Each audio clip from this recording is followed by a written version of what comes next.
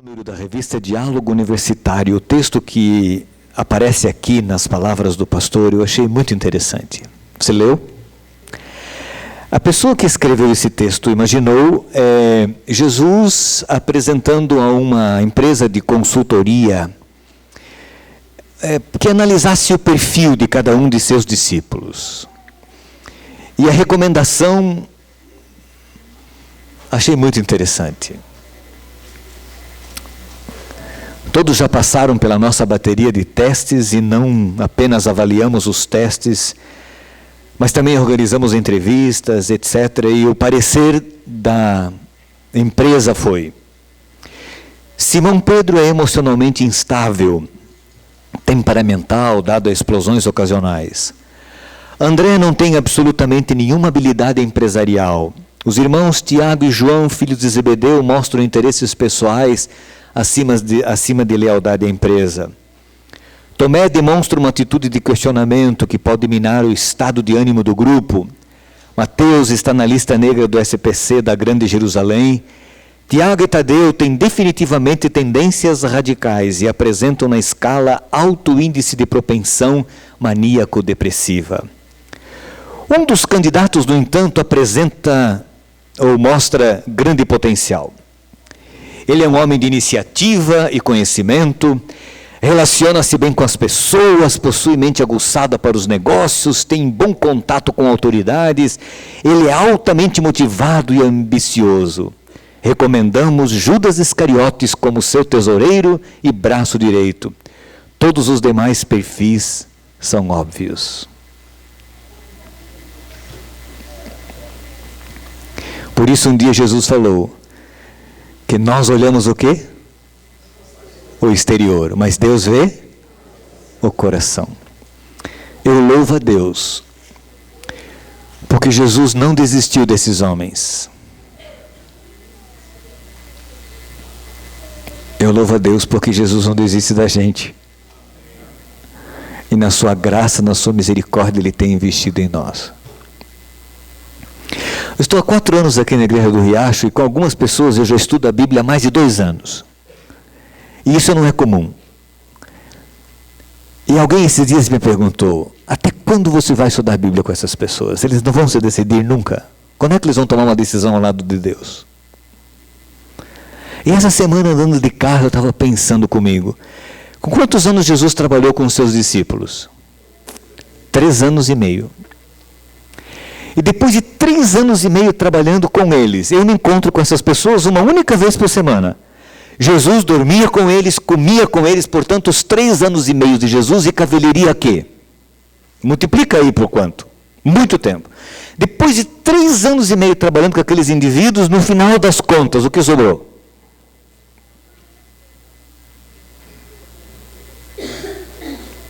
Desistiram, abandonaram o mestre, né? Um negou, certo? Mas Jesus não desistiu deles. Jesus teve paciência com eles. E aí, andando no carro, eu pensava comigo, né, como Deus é bom. Para mim também, porque Deus não desiste de mim, nunca. E eu pensava, como Deus é misericordioso, compassivo para conosco. Na avaliação humana, quem sabe, nós seríamos reprovados. Mas não na avaliação de Deus. Porque enquanto existe vida, existe o quê? Esperança, chance e oportunidade. E Deus não desiste de nós.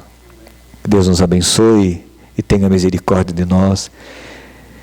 E que na avaliação do céu, Deus não olhe para nós mesmos, mas olhe para Jesus. E que Ele possa ver Jesus em nós. Vamos cantar dessa graça maravilhosa. E vocês cantaram no final da escola sabatina. Maravilhosa graça, a graça de Jesus.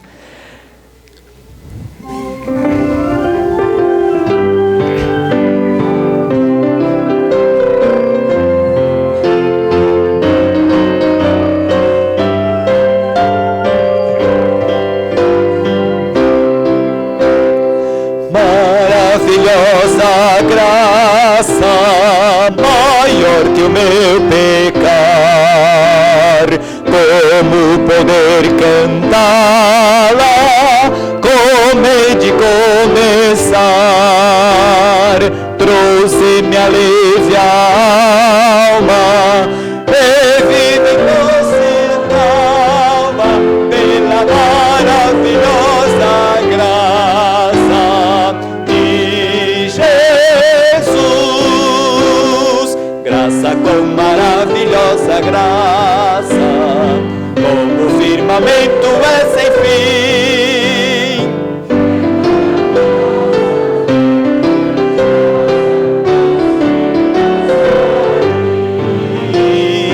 É maior que a minha vida inútil, mais profunda que o imenso mar. A Cristo vamos, pois, oferecer e a Deus honrar.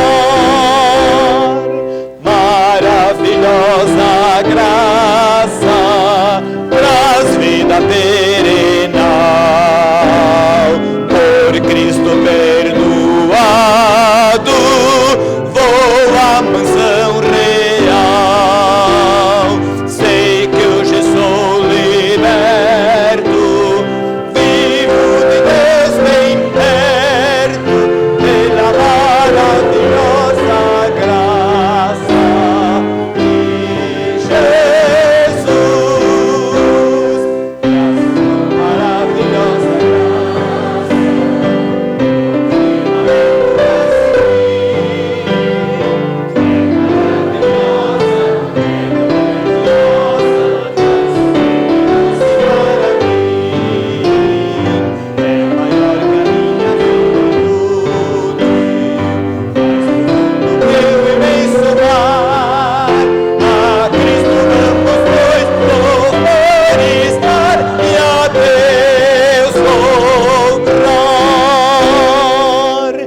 Maravilhosa graça, quão ricas bênçãos traz.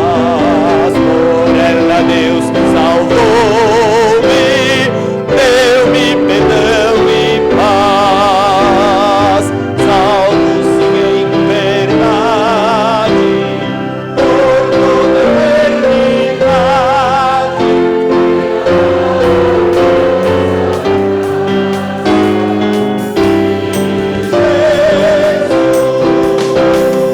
Graça com maravilhosa graça,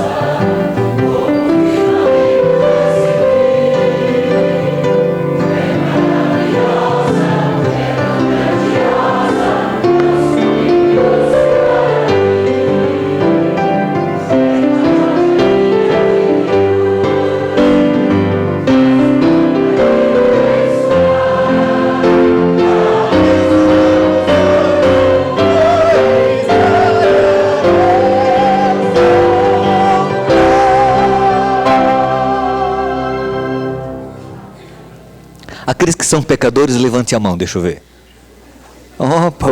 Quem não levantou a mão? Todos somos pecadores, certo? Aqueles que são pecadores perdoados em Cristo Jesus, levante a mão. É aí que é a diferença, irmãos. Essa é a diferença.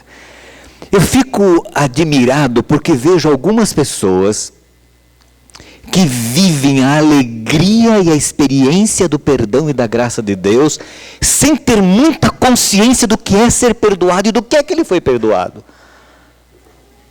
Mas você tem uma consciência muito clara. Viva, irmãos, esta experiência com Jesus Cristo cada dia. Seja feliz em Cristo Jesus. Viva a certeza do perdão, da reconciliação. Como é que você imagina um indivíduo preso, prisioneiro, e de repente ele é libertado? Como é que esse cara sai na rua? Hein?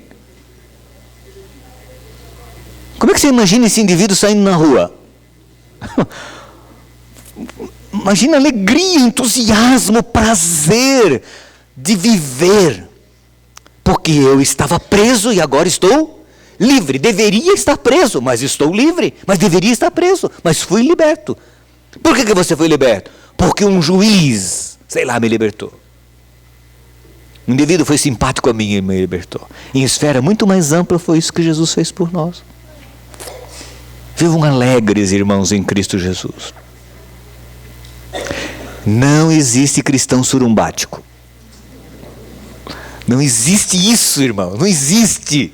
Macambúzio. Não existe isso. Né?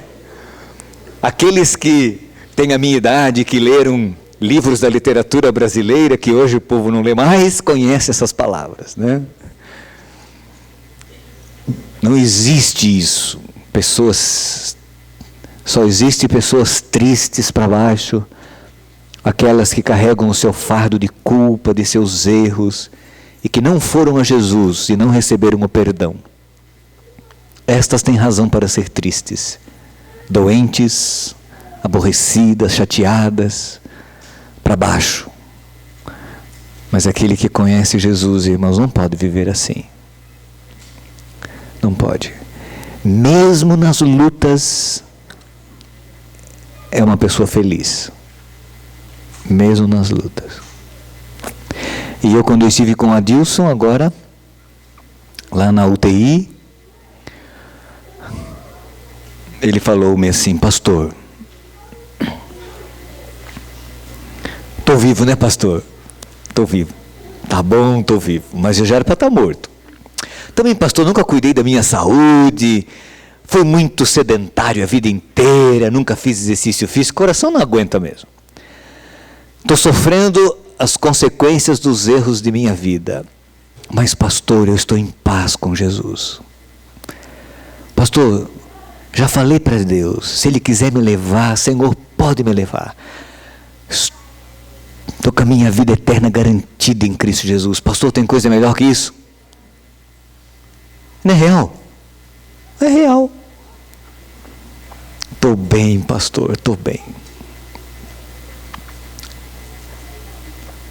Aí orei com ele. Os enfermeiros disseram para mim: só 5 minutos. Por causa de pastores que fazem uma confusão na UTI, vocês sabem a quem me refiro, você é tratado e discriminado por baixo, nivelado por baixo.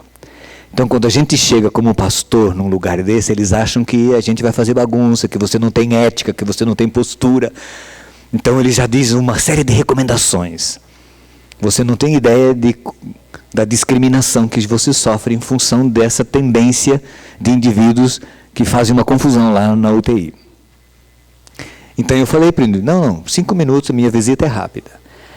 Aí quando eu estava encerrando, o enfermeiro que tinha insistido comigo de que seria 5 minutos, falou assim para mim: essa senhora aqui do lado quer que você ore com ela também. Falei: também, eu vou lá. Aí eu fui orar com a senhora, percebi que ela era uma senhora de formação evangélica, segurei nas mãos dela, coloquei a mão na cabeça e orei com ela. E quando eu terminei, eu falei: não tenha medo, confia no Senhor Jesus. Os que confiam no Senhor. Ela repetiu comigo. E ela disse o verso que ela sabia de cor, o Salmo 125. Então, como é bom a gente ter Jesus. Como é bom a gente conhecer, ter a certeza do perdão, da reconciliação, da aceitação. Como é maravilhoso isso, irmãos. Como é maravilhoso isso. Agora eu vou começar o meu sermão. Agora que você vai gravar, tá bom? Daí para frente.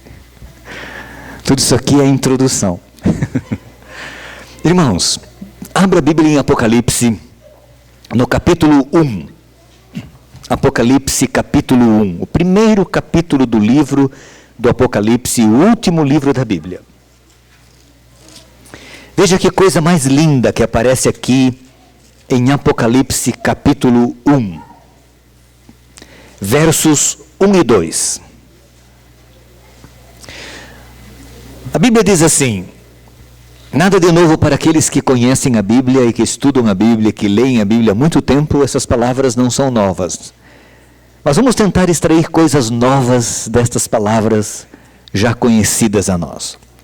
Revelação de Jesus Cristo, que Deus lhe deu para mostrar aos seus servos o que em breve há de acontecer.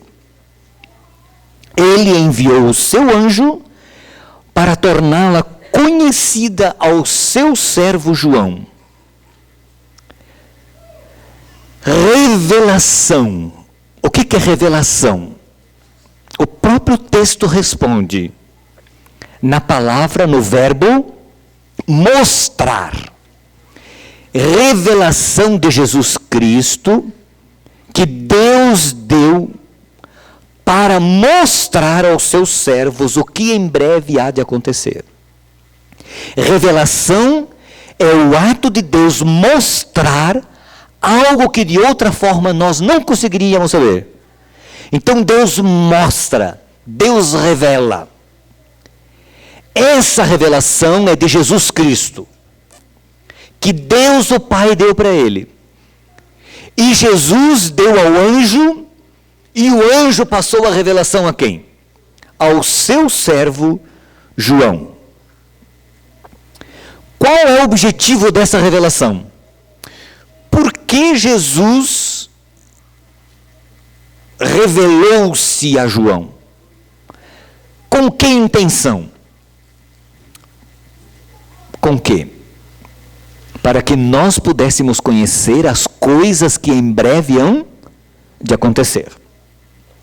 O verso 2 diz assim, o final do verso 1 fala de servo João, e o verso 2, na continuação, que dá testemunho de tudo que viu. Isto é, a palavra de Deus e o testemunho de Jesus Cristo. O que é o testemunho de Jesus Cristo? Em Apocalipse 19:10 nós temos a resposta do testemunho de Jesus Cristo que João aqui testifica. Lá em Apocalipse 19:10 ele explica o que é esse testemunho de Jesus. E o anjo me disse, escreva. Podemos ler o 9 também para termos a ideia. Escreva, felizes os convidados para o banquete do casamento do Cordeiro. E acrescentou, estas palavras são verdadeiras palavras de Deus. Então caí aos seus pés para adorá-lo, ao anjo que estava falando com ele. Mas ele me disse, não faça isso. Eu sou servo como você, o anjo. E como seus irmãos que se mantêm fiel ao testemunho de Jesus. Adorem a Deus. O testemunho de Jesus é o quê? É o espírito de profecia. Vamos voltar a Apocalipse, capítulo 1, verso 2. 3 agora, aliás, 2 mesmo. Quem dá testemunho disso é João. Eu vi tudo isso. Eu vi o quê?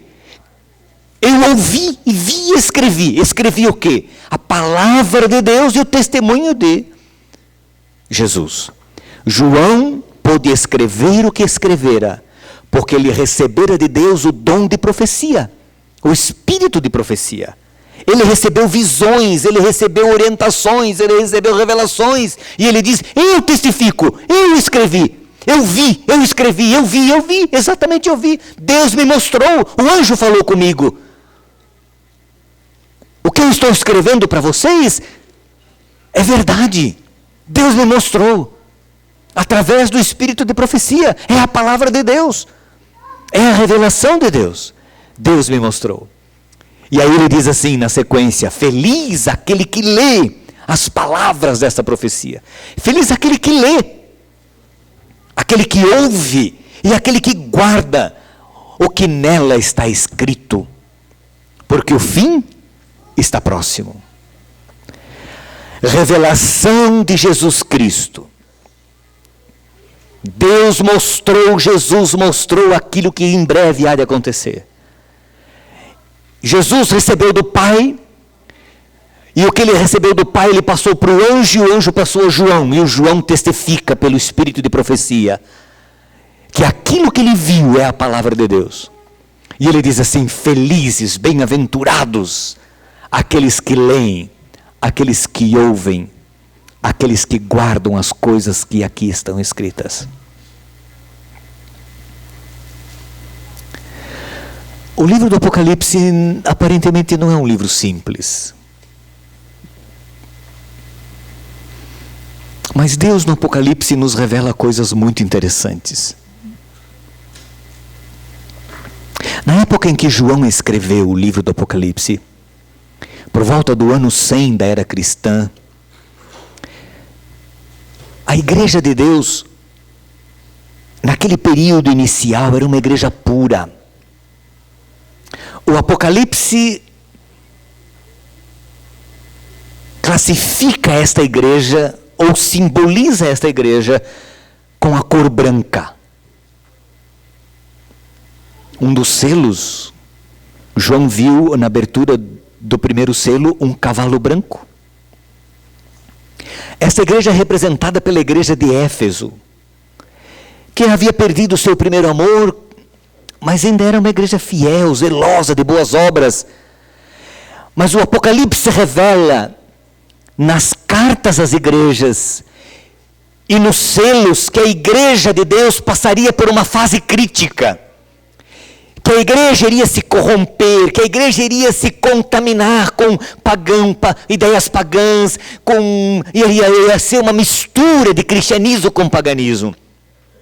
E aquele cavalo branco se tornaria um cavalo preto.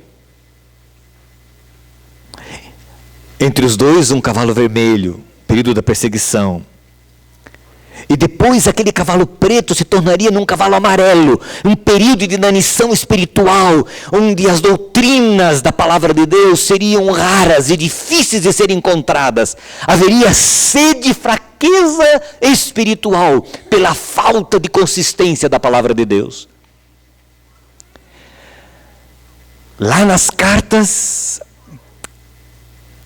aquela igreja pura, aquela igreja que iria enfrentar a perseguição, a igreja de Esmirna, se tornaria a igreja de Pérgamo, que iria se contaminar com as heresias, e a igreja de Tiatira, que iria viver uma apostasia tão grande a ponto de Deus ameaçá-la: eu vou abandonar você. Nós encontramos isso no Apocalipse. E o povo de Deus daquela época que viveu esse período, eles, através das revelações de Deus, eles conseguiam identificar esses problemas dentro da igreja de Deus. Ontem estava conversando com o doutor Itagiba na casa dele, ele me dizia que, lendo o Antigo Testamento, Crônicas, ele me perguntou: mas por que Salomão tinha que oferecer 20.000 cordeiros, não sei quantos mil bois, 120.000 ovelhas, não sei quanto, era uma carnificina. E eu falei: é verdade, uma carnificina, só que não era plano de Deus. Salomão era rei, e um rei, ou sacerdote, ou um príncipe, tinha que sacrificar um único novilho. Ele não podia levar um cordeiro, nem uma cabra, nem um bode, nada. Tinha que ser nem uma pombinha. Um rei tinha que ser um novilho, um boizinho de 1 ano, um boi. Bastava um. Mas por que ele sacrificou aquela multidão de bichos? Por quê? Pela influência do quê? Do paganismo. Porque nos cultos pagãos, quanto maior o número de sacrifício, mais o Deus fica contente, entre aspas. Até hoje no paganismo é assim. É só você pensar um pouquinho. Na religião pagã, os deuses são aplacados em função dos sacrifícios oferecidos. Quanto maior o número de galinha, quanto maior o número de vela, quanto maior o número de fita, quanto maior... Você sabe disso, certo? E aí, nas festas, etc., entendeu? Os deuses são aplacados e controlados e dirigidos pelos sacrifícios oferecidos. A proporção de sacrifícios é que mede o relacionamento com esses deuses. Com Deus verdadeiro não, bastava um. Na igreja cristã primitiva aconteceu a mesma coisa. O paganismo se infiltrou na igreja. E o paganismo foi tão intenso, irmãos, que chegou uma época que a Bíblia não era lida, não era conhecida, ninguém sabia nada. E o Apocalipse fala disso. Desses períodos complexos, desses períodos difíceis da igreja de Deus, da história do povo de Deus. É claro que Deus sempre teve um remanescente fiel, Deus sempre teve pessoas que guardaram o 7º dia da semana. Deus sempre teve 7.000 que não dobraram os seus joelhos a Baal. Sempre teve. Sempre teve pessoas fiéis, zelosas e de boas obras. Vamos a Apocalipse 6. Vamos ler um texto ali.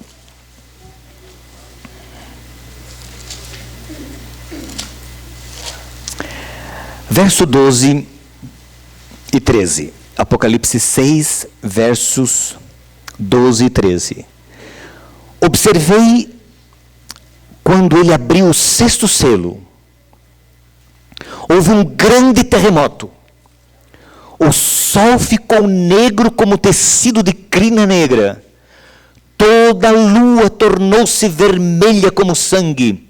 E as estrelas do céu caíram sobre a terra, como figos verdes caem da figueira, quando sacudidos por um vento forte. Na abertura do 6º selo, não vou estudar hoje os selos, mas se nós estudássemos os selos hoje, nós iríamos descobrir que a abertura do 6º selo foi exatamente naquele período histórico em que se aproximava o tempo do fim. Eu preciso que você se concentre aqui. Tempo do fim. Você sabe quando foi o tempo do fim? Ou quando começa o tempo do fim? Não, o tempo do fim começou em 1798, quando termina a profecia de Daniel de um tempo, 2 tempos e metade de um tempo. Quando termina aquela profecia de um tempo, 2 tempos e metade de um tempo, que é o grande período de perseguição do povo de Deus na Idade Média, quando termina aquele período, quando Roma papal perde o seu prestígio na Europa, naquele momento começou o tempo do fim. Aqueles que estudam a Bíblia sabem que quando Daniel teve as visões e quando ele estava encerrando o seu livro, Daniel, desesperado, querendo entender o que não entendia, o que Deus diz para Daniel? Fecha o teu livro, cele o teu livro, porque as mensagens nele contidas são para o quê? Para o tempo do fim. Para o tempo do fim. Cele o teu livro. João no Apocalipse, quando ele encerrou o livro, qual é a mensagem que Deus dá para ele? Não cele esse livro. Portanto, o livro do Apocalipse é um livro aberto, mas o livro de Daniel, quando Daniel terminou, Deus mandou ele fechar o livro. E Deus diz assim: ele será pesquisado, entendido, a sabedoria aumentará e as pessoas vão entender no tempo do fim. E o tempo do fim foi exatamente em 1798, ali começou o tempo do fim, profeticamente falando. Na abertura do 6º selo, João viu um grande terremoto, ele viu o sol escurecendo, a lua ficando vermelha como sangue e as estrelas caindo do céu. E lá em Mateus, se nós fôssemos ler em Mateus, você conhece, mas nós podemos ler, acho que seria interessante, Mateus 24, quando Jesus fala dos eventos do fim, sinais relacionados com a sua vinda, aqui em Mateus 24, Jesus diz assim, 24, verso 29. Imediatamente após as tribulações daqueles dias, e justamente após o período de perseguição, após a tribulação daqueles dias, o sol escurecerá, a lua não dará sua luz, as estrelas cairão dos céus e os poderes do céu serão abalados. Exatamente nessa época, irmãos, nesse período, 1º de novembro de 1755, houve um grande terremoto em Lisboa, o maior terremoto já registrado na história. 1780, 19 de maio, o sol escureceu. 7 estados de uma região norte dos Estados Unidos, 7 estados, eles ficaram escuros, o dia ficou escuro, meio-dia, escuridão como meia-noite. Eu procurei isso num site de astronomia, de um astrônomo aí, e o indivíduo fala sobre isso. E ele diz lá, não houve eclipse nesse dia. E ninguém consegue entender o que aconteceu, porque pela ciência não há explicações. E aí ele fala da queda das estrelas. Ele diz, em 13 de novembro de 1873, houve uma chuva de meteoros numa outra região dos Estados Unidos, e isso a astronomia consegue explicar. Mas o dia escuro não há quem explique, não há quem solucione esse problema. Aí ele diz assim, uma das ideias é de que houve um incêndio muito grande, e essa fumaça, olha, 7 estados, uma fumaça cobrir 7 estados, e uma fumaça... Cuiabá está embaixo de fumaça, vocês viram aí, mas não é noite. Fica fusque-fusque, fica assim, o negócio, certo? O dia fica assim, meio nublado, mas escuridão. Não, irmãos, foi a atuação de Deus. Deus apagou o sol. Agora, como ele fez isso, não me pergunte. O Deus não parou um dia o sol? Parou, no vale de Ajalon. Josué naquela luta, ele orou a Deus, Senhor, para, tem que terminar essa luta, o dia está chegando. Deus parou o sol. Deus parou o sol. Parar o sol não é brincadeira, irmãos. Porque tem que parar todo o quê? Todo o sistema. Todo o sistema. E até tem uma história interessante aí, né? Eu não sei até que ponto ela é verdadeira, mas é uma história interessante. Diz que quando astrônomos aí começaram a lançar em computação cálculos de astronomia para facilitar cálculos de eclipse, essas coisas assim, eles descobriram que estava faltando um dia. Faltava um dia nos cálculos astronômicos da Terra. E aí não sabiam por quê. E alguém que conhecia a Bíblia lembrou de 2 eventos bíblicos. Um desses, de Josué, que o sol parou, e outro que o sol retrocedeu 10 graus. Lá no Ezequias, lá, né? Quando ele estava doente, tá, etc., ele pediu para Deus provar, e o sol retrocedeu 10 graus. 10 graus são cerca de 40 minutos. E lá a Bíblia diz que o sol parou quase um dia. Quase um dia. A Bíblia não diz que foi um dia. Quase um dia. Aí eles chegaram à conclusão. Quase um dia? Então está faltando um dia nos cálculos. Então eles acrescentaram isso e aí os cálculos diz que o computador aceitou. Né? Deus pode fazer isso, Deus escureceu o sol. 1755, veja só. 1780, antes dessa data do tempo do fim, profeticamente dada lá em Daniel. E depois em 1833. Isso fez com que as pessoas fossem à Bíblia. As pessoas ficaram desesperadas, elas não sabiam o que estava acontecendo. Elas foram à Bíblia. Quando elas foram à Bíblia, elas descobriram o quê? Os sinais da volta de Jesus. E aí, ao pesquisarem a Bíblia, o livro de Daniel foi aberto. Porque Deus havia dito que o livro seria fechado até quando? Até o tempo do fim. E o livro foi aberto porque ele passou a ser estudado. E lá em Apocalipse 10, veja aqui, em Apocalipse 10, Deus anteviu isso. Aqui em Apocalipse 10, aparece uma coisa muito interessante. Vamos ler tudo, nós poderíamos ler uma parte, mas vamos ler tudo. Desde o verso 1. Então, diz João, eu vi outro anjo poderoso que descia dos céus. Ele estava envolto numa nuvem e havia um arco-íris acima da sua cabeça. Sua face era como o sol e suas pernas eram como colunas de fogo. Um anjo poderoso. Ele segurava um livrinho. E nós entendemos que esse livrinho é o livrinho de Daniel, porque é um livro pequeno, que estava aberto em sua mão, ou livro aberto. E ele colocou o pé direito sobre o mar e o pé esquerdo sobre a terra, e deu um alto brado como o rugido de um leão. E quando ele bradou, os 7 trovões falaram. Logo que os 7 trovões falaram, ele estava prestes a escrever. Mas ouvi uma voz dos céus que disse, cele o que disseram os 7 trovões, não escreva. Às vezes eu tenho uma curiosidade para saber o que esses trovões falaram. E eu acho que eles falaram algo muito interessante.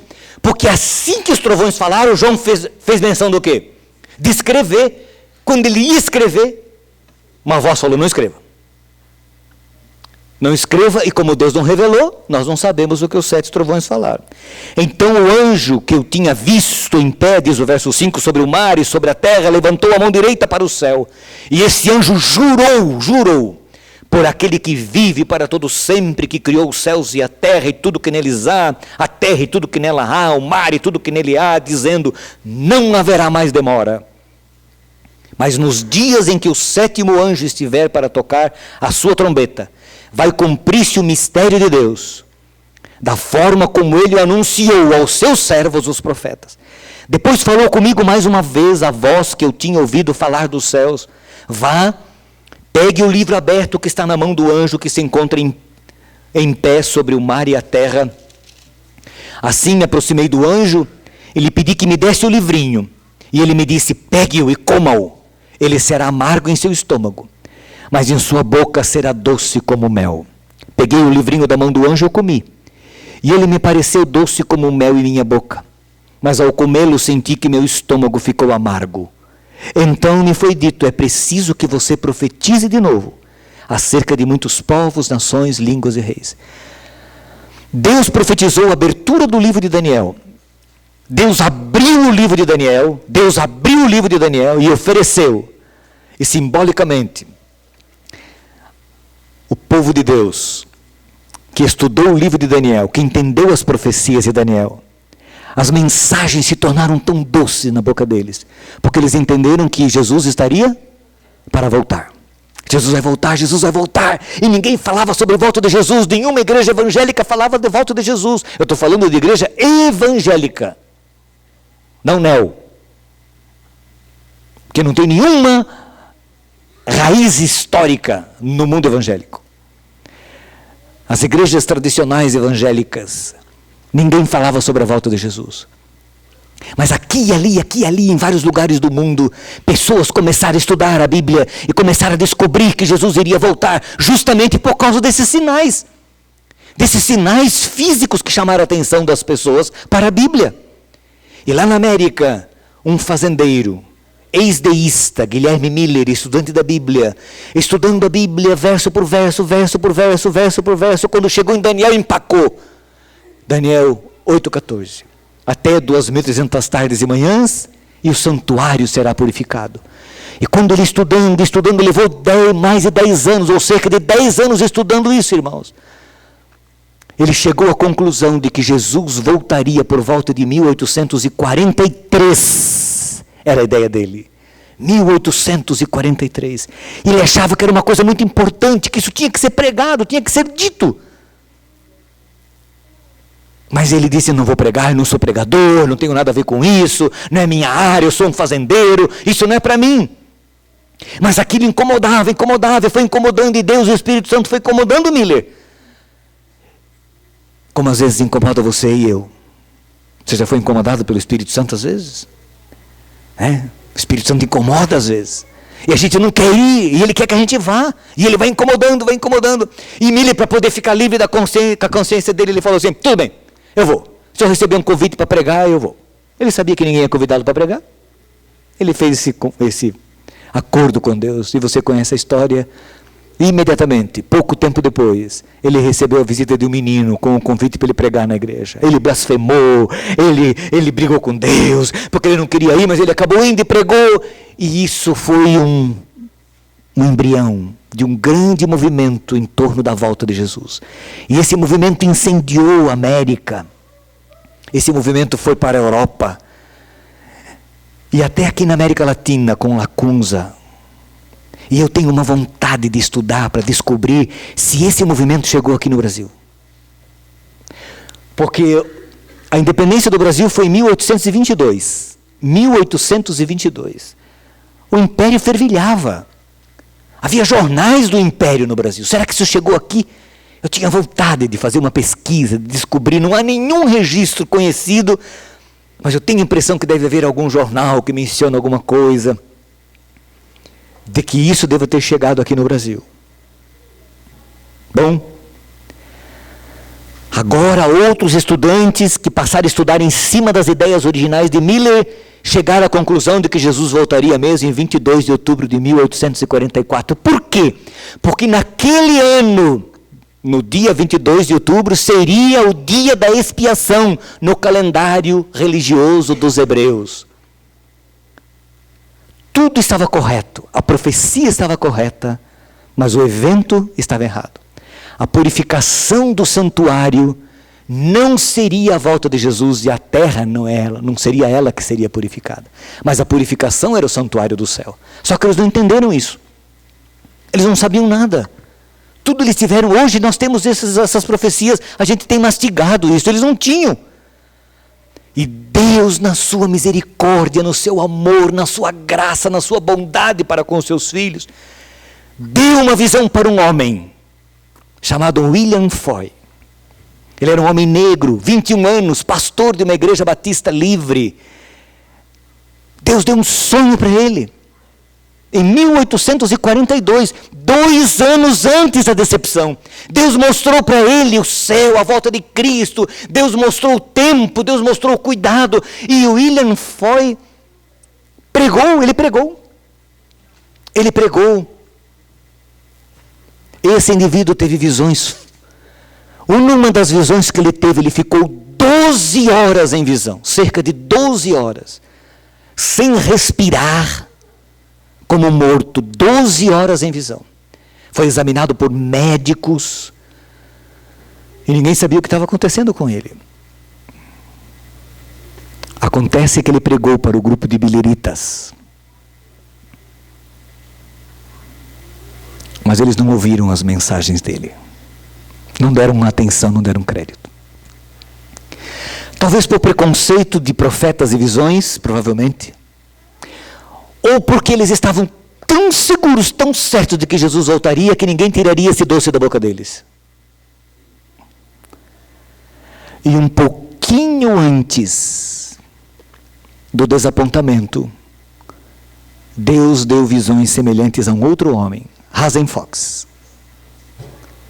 Esse era um jovem educado, bonito, polido, de boa aparência, inteligente, mas tímido, muito tímido. Ele disse que não iria pregar. Deus falou para ele: vai, pregue, conte a mensagem. Ele não contou. E diz a história que uma terceira vez Deus apareceu para ele em sonho e falou: tá bem, escolhemos uma outra pessoa foi escolhida. E ele, com remorso, marcou uma reunião na igreja, e quando ele levantou-se para falar, ele tinha esquecido a visão. Não sabia nada. Diz a história que ele saiu pelo corredor da igreja dizendo: estou perdido, estou perdido, estou perdido. A história diz que Hazen Fox morreu velhinho e nunca mais teve nenhum interesse por coisas espirituais. Mas o William Foy, por 2 anos, ele recebeu visões e sonhos, contou para as pessoas de sua área de influência, não receberam crédito, não recebeu mais visões, continuou sendo pastor da mesma igreja batista livre, e morreu o pastor, também velhinho. Passaram pela decepção do dia 22 de outubro de 1844. O livrinho doce na boca se tornou o quê? Amargo no ventre. A decepção. E essa decepção espalhou-os, desestruturou o movimento adventista. Eles eram chamados de adventistas ou mileritas. Não guardavam o sábado, não tinha nenhuma orientação de saúde, nada. Eles eram metodistas, presbiterianos, congregacionais livres. Eles eram evangélicos, que criam que Jesus ia voltar. Havia muita polêmica nas igrejas onde esse grupo cria, porque uns criam, outros não criam que Jesus ia voltar. Mas este grupo cria. E quando Jesus não veio, eles retornaram para as suas igrejas, alguns que ainda continuaram fiéis e não foram mais recebidos pelas suas igrejas e foram excluídos das suas comunidades. E foi difícil para este grupo se manter firme e fiel. E em dezembro daquele ano, haviam 4 senhoras orando. Uma delas era uma jovem, 5, com essa jovem de 17 anos, uma milerita, metodista. Eles estavam orando, essas mulheres, quando Deus deu a esta jovem uma visão. E Deus mostrava e explicava algumas coisas. Deus mostrava um caminho. Um longo caminho escuro e difícil. E o povo de Deus caminhando naquele caminho. E uma luz guiando e conduzindo esse povo em direção à Canaã celestial. E Deus pedia que ela contasse o sonho e a visão. Uma semana depois ela teve outra visão. Deus mostrou o céu, Deus mostrou a vida da nova terra. Deus mostrou desafios e lutas da vida. E ela disse para o Senhor: Senhor, eu não quero, lutou muito, eu sou fraca, eu sou doente, eu não quero, Senhor, eu não quero, escolha uma outra pessoa. Ela orou muito, ela tinha medo de se tornar vaidosa, orgulhosa do dom. E o anjo disse para ela: Deus vai cuidar de você, através do sofrimento e da dor, para que você não fique orgulhosa. Através da aflição, Deus vai cuidar de você. Finalmente ela aceitou o plano de Deus e se tornou a mensageira do Senhor para esse tempo específico, difícil da história da igreja. Onde o povo de Deus estava perdido, irmãos, perdido, não sabia para onde ir, deslocados. Porque durante séculos a apostasia, o engano, a mentira entulhou a palavra de Deus. Entulhou. E as gemas da palavra de Deus estavam sepultadas ali. E Deus precisou suscitar um profeta. Chamou um homem, chamou outro homem. Eles não precisariam ter passado pela decepção. Deus queria evitar a decepção. Mas eles não aceitaram a orientação profética. Aliás, irmãos, rejeitar a orientação profética faz parte da nossa história como seres humanos. Os profetas do Antigo Testamento, que hoje nós dizemos profeta do Senhor, foram todos rejeitados na sua maioria. Isaías, irmãos, foi cerrado pelo meio, vivo, cerrar Isaías. Jeremias, o profeta de Deus, que profetizava para o povo: se submetam à Babilônia, não precisam ser destruídos. Essa cidade vai ser destruída, Deus vai destruir o templo. Eles disseram: não. O profeta dizia: vocês estão confiando no Egito. O Egito é uma cana quebrada, é uma cana agitada pelo vento. Confie no Senhor. Pegaram Jeremias, amarraram no cepo, jogaram num buraco, bateram em Jeremias. A mensagem que ele escreveu para o rei, quando foi lida, o rei jogou no fogo. E aí quando Jesus veio, irmãos, Jesus falou assim: cambada de sem vergonha. Eu usando uma linguagem atual, que Jesus falou hipócrita, mas para nós hoje hipócrita a gente não usa essa expressão. É sem vergonha. Vocês são uma cambada de sem vergonha. Vocês ficam aí levando, entre aspas, eu estou adequando a linguagem. Vocês ficam levando flores dos túmulos dos profetas, levando coroa para os profetas, pintando o túmulo deles de branco, de cal. Profeta do Senhor, profeta do Senhor, profeta do Senhor. Vocês lembram o que os seus pais fizeram? Seus pais que mataram os profetas. Eles vieram como mensageiro de Deus e vocês os rejeitaram. Vocês os mataram e agora vocês ficam colocando flores no túmulo dos profetas? Em outras palavras, Jesus disse: eu sou maior do que todos os profetas e vocês estão me rejeitando também. Como de fato o rejeitaram. Escutem, irmãos. Esta mulher, que foi mensageira e serva do Senhor durante 70 anos de sua vida, que escreveu mais de 100.000 páginas manuscritas, porque não tinha computador, mais de 100.000 páginas. Irmãos, eu estou lutando para escrever Inspiração Juvenil, é uma luta, mais de 100.000 páginas, recebeu mais de 2.000 sonhos e visões registrados. Esta mulher não tem culpa de ter sido escolhida por Deus para ser a mensageira do Senhor, não tem culpa. Deus escolheu porque Deus quis escolher.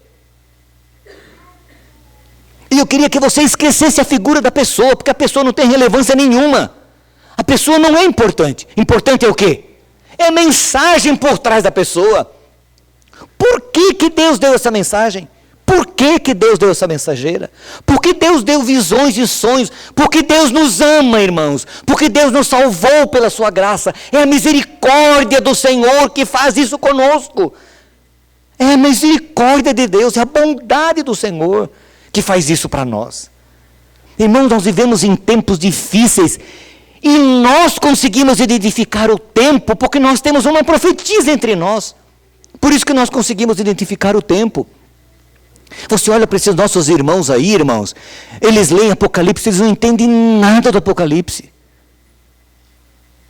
Eles ficam perdidos porque falta um profeta para orientá-los. E nós temos. Não rejeitem o profeta do Senhor. Porque aquele que rejeitar o profeta do Senhor, na realidade estará rejeitando quem? O Senhor do profeta. Porque o profeta é apenas mensageiro, irmãos. Quando eles rejeitaram Jeremias, na realidade eles rejeitaram quem? Deus que havia dado as mensagens através de Jeremias. E sabe qual foi o resultado? Foram tudo para a Babilônia. O templo foi destruído e tudo aquilo que Jeremias falou se cumpriu. Não precisavam ter passado por isso. Jerusalém não precisava ter sido destruída. Deus deu orientações para nós. E eu gosto daquele texto de Provérbios 29, acho que 18, que diz assim: onde não existe profecia, o povo se corrompe. E lá em Crônicas, Josafá, naquela guerra, naquele problema, naquela luta, desesperado, Deus suscita um profeta para falar com ele naquele momento histórico. E no dia seguinte, quando ele sai para a guerra com o povo, porque os inimigos iam destruir tudo ali, lá em 2 Crônicas 20, Josafá, o rei, se levanta e diz assim: creiam no Senhor, vosso Deus, e estareis seguros. Crede nos seus profetas e prosperareis. Crede nos seus profetas e prosperareis. Oh, crede nos seus profetas. Profetas de quem? De Deus. Profetas de Deus. Irmãos, escutem. A mim não causa nenhum espanto e nenhuma admiração encontrar pessoas que duvidam do ministério profético de Ellen White. Duvidaram de Jesus? Quanta gente hoje não aceita Jesus como Messias? Rejeitam, criticam, falam que Jesus é apenas um mestre inspirado por Deus. Outros dizem que é um espírito evoluído que apareceu por aí, né? A mim não causa nenhuma admiração. Agora, uma coisa que eu gosto de pensar é o seguinte: dizer ou não aceitar ou não crer que Jesus não é o Filho de Deus muda alguma coisa? Não, mas mudar para quem? Para a pessoa, mas não para Jesus. Não vai mudar nada para Jesus, ele vai continuar sendo o Filho de Deus. Ok? Ou dizer que um Deus X qualquer, um homem qualquer é Deus, também não vai mudar nada. Não vai dizer que ele é Deus, não vai fazê-lo Deus. Ok? Então, não aceitar que esta mulher que Deus escolheu é uma profetisa do Senhor, não vai mudar nada, ela vai continuar sendo. A diferença está comigo. Eu que vou perder. Eu é que vou perder. Porque, irmão, eu vou dizer uma coisa para você. Só quem nunca leu. Mas quem já leu, irmãos. Basta você ler Caminho a Cristo, que é um livrinho. Basta ler Caminho a Cristo. Não precisa nem ler os livros grossos. Mas quando você lê o Desejado de Todas as Nações, irmãos, que coisa mais linda. Eu comprei um livro escrito pelo Papa Bento XVI, Jesus de Nazaré é o nome do livro. Ele é um teólogo, um homem muito inteligente, culto. Tira-se o chapéu para a cultura religiosa, né, e acadêmica deste homem. E ele escreveu um livro é muito bom o livro. É uma análise teológica de Jesus de Nazaré como Messias. É um livro teológico, difícil de ler, mas muito interessante. Mas você lê, é uma coisa. Agora você vai para Desejado, irmãos. Aquilo tem chantilly, aquilo tem como é, morango, aquilo é uma delícia, irmãos, é uma delícia ler o Desejado de Todas as Nações. Você pega Augusto Curri, que escreve sobre Jesus, aquilo ali é uma análise externa de um personagem. É uma análise de alguém que não está que falta aquele compromisso. Mas você vai pegar o Desejado de Todas as Nações. É outra coisa. Você pega a história da redenção. Você pega patriarcas e profetas e reis. Só que eu temo, porque um dos profetas do Antigo Testamento disse que meu povo perece por falta de conhecimento. O meu povo não lê, meu povo não conhece, diz Deus. Meu povo não me conhece.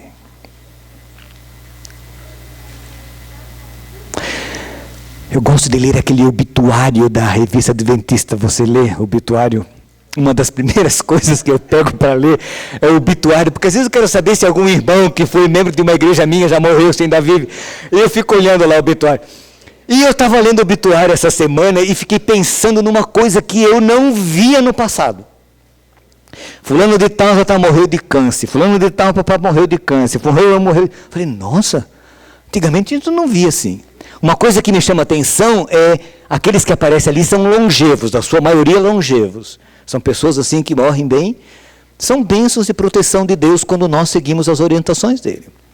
Mas às vezes nós estamos sofrendo algumas coisas que nós não precisaríamos sofrer, se tão somente ouvíssemos a voz do profeta de Deus, para nos orientar, para nos guiar e dar algumas dicas para nós. Mas por causa da dureza do nosso coração, nós às vezes sofremos algumas consequências das nossas escolhas mal feitas. Concluindo, lá em Apocalipse 10 está escrito assim: coma João o livrinho. E João comeu. Doce na boca, amargo no ventre. E aí o anjo diz para ele assim: profetize outra vez. Profetize outra vez. A mensagem é esta, o caminho é este. Profetize outra vez. Profetize outra vez. A toda nação, tribo, povo, língua na terra. A Bíblia fala de que Deus vai suscitar o dom de profecia outra vez. E onde existe um falso profeta, existe o quê? Não. Onde existe um verdadeiro, existe o quê? Os falsos. A contrafação surge. Deixa eu contar uma coisa para vocês. Joel diz que nos últimos dias Deus daria visões aos jovens, às moças, aos rapazes.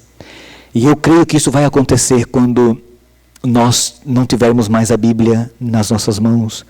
Quando não tivermos mais como nos reunir, Deus vai guiar o seu povo outra vez, através de sonhos e visões. Em 1990, eu acho, eu fiz uma matéria com o Dr. Roger Kuhn sobre orientação profética na Bíblia. E nós estudávamos tudo isso, e um colega perguntou: o que você fala sobre o dom profético, na atualidade, alguma coisa assim? E naquela ocasião, o Dr. Roger Kuhn, que fazia parte do centro de pesquisa da Conferência Geral, disse assim: olha,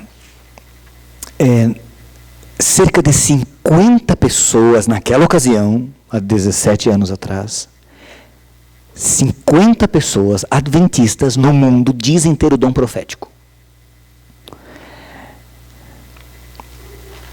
E nós, analisando essas pessoas e as mensagens que essas pessoas dizem ter recebido de Deus, nós descobrimos que entre elas existe apenas uma que tem o dom profético verdadeiro. Apenas uma.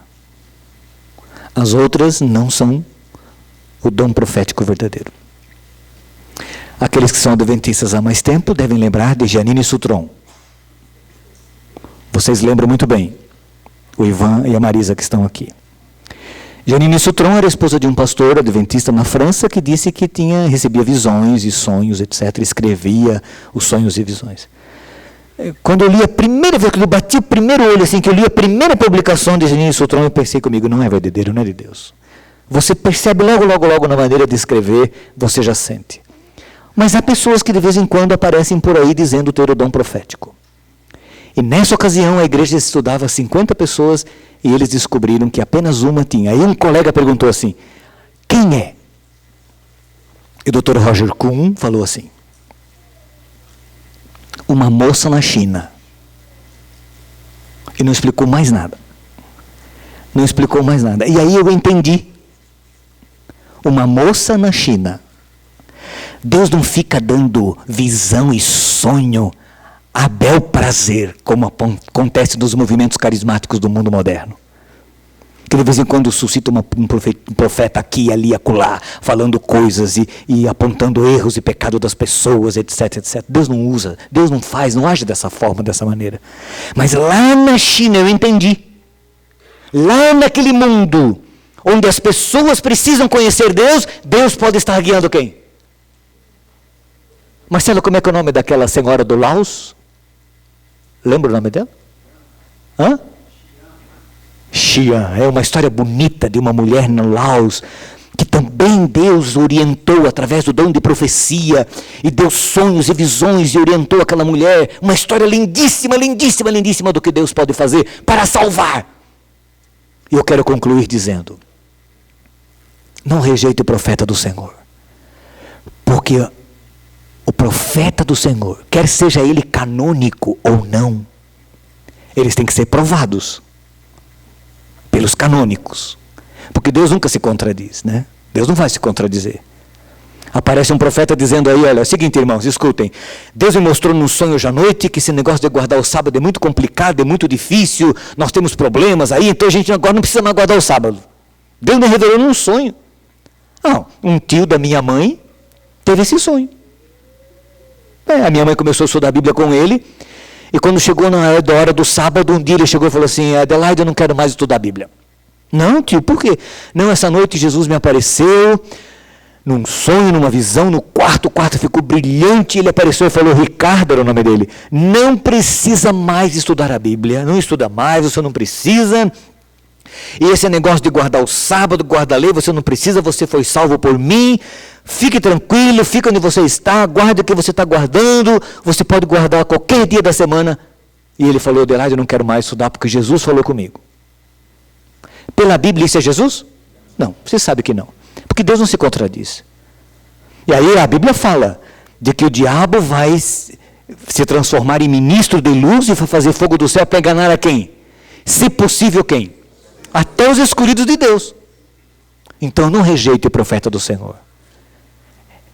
Ele é fruto da graça de Deus, da bondade de Deus, para guiar-nos, para orientar-nos, para assessorar-nos, para estimular. O profeta incomoda? Incomoda, irmãos, um profeta incomoda. Incomoda muito.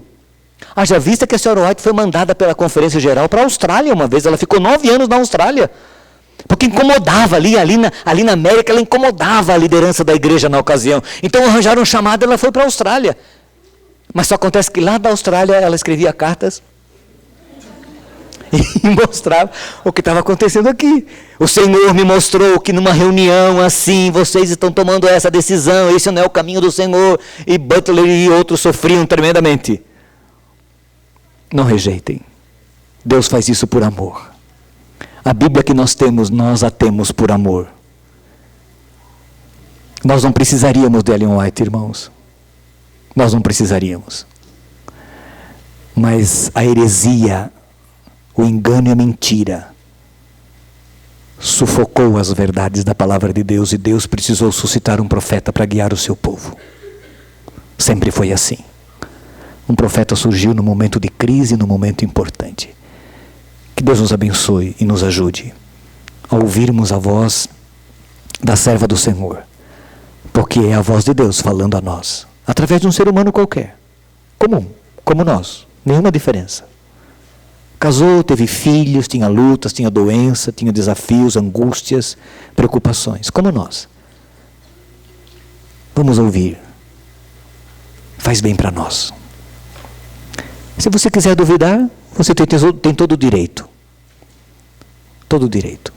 Mas lembre-se, você corre o risco de estar rejeitando Deus.